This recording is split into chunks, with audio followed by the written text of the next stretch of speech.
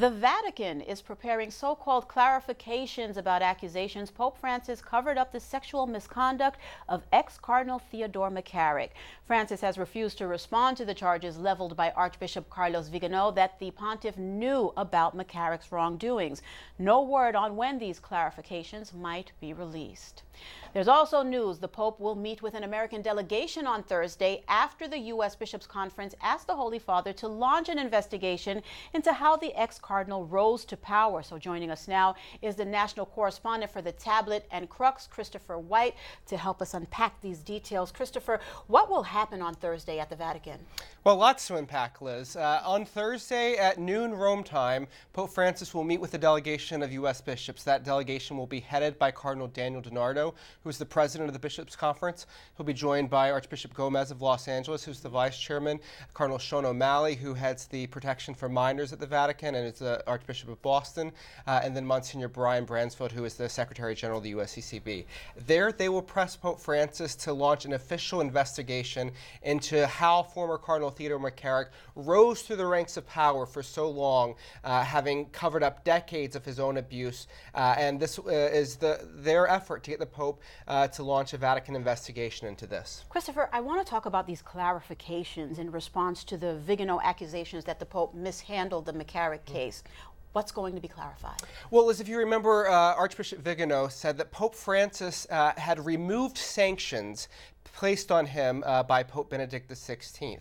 Now, over the past few weeks, since this letter first came out, there's been a lot of questions as to whether those sanctions really existed at all. So I think a lot of people are expecting these clarifications from the Vatican to actually give a definitive word. Were there ever official sanctions, or was the former cardinal just told to keep a low profile? So that's what we're trying to get at the bottom of here, and I think that's what we're going to be looking for when this report from the Vatican is released. And you know, with all of this news breaking, we hear a lot about canon law in these situations. What is meant by the phrase, and what is the distinction? Why is it different from civil law? So canon law is the law in which sort of allows the church to govern itself. So when we think of civil law, of course, we often think about, our rules and regulations for, our society. Well, that's the same thing inside the church. But canon law is specifically looking at sort of how bishops and priests are to behave and the proper procedures there. So things that wouldn't actually be addressed by, say, civil law, but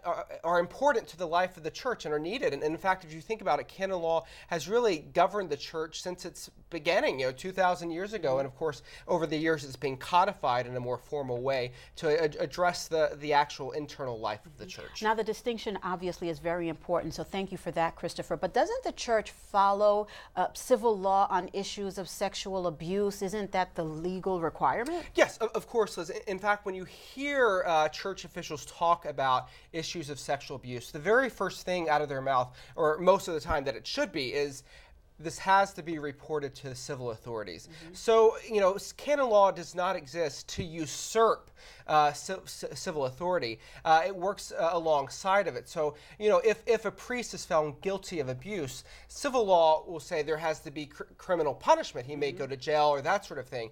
Canon law deals with, does this priest, get removed from ministry? What sort of authority does the bishop have there? Those sort of questions that are particular to the internal life of the church. Really quickly, Christopher, what are some of the biggest challenges with canon law with regard to cases like this? Well, Liz, right now the biggest challenge is there is no mechanism in canon law to hold bishops accountable for covering up sex abuse. So that is what we're looking for, possible correction in the months to come. All right, Christopher, thank you so much. There was a lot to deal with there, so I appreciate the reporting as always.